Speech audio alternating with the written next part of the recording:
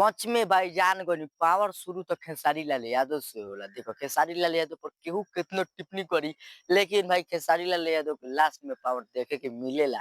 देखो social media पर भले खेसारी लाल यादव के लोग ट्रोल करेला, लेकिन वो अपने मुंह से खेसारी लाल यादव के भी चालू करेला अपन बड़ाई।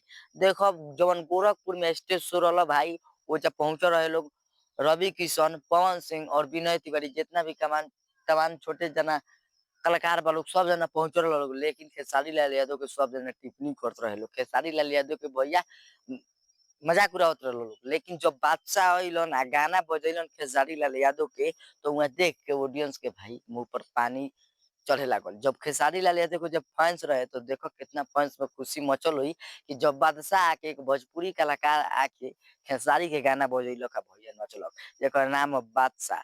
सोशल मीडिया पर भाई खेसारी लाल यादव के पावर एजा से देखे के मिलत। तो खेसारी लाल यादव के कट्टर फैन हो, कट्टर समर्थन हो, तो ये वीडियो के फॉलो करो और शेयर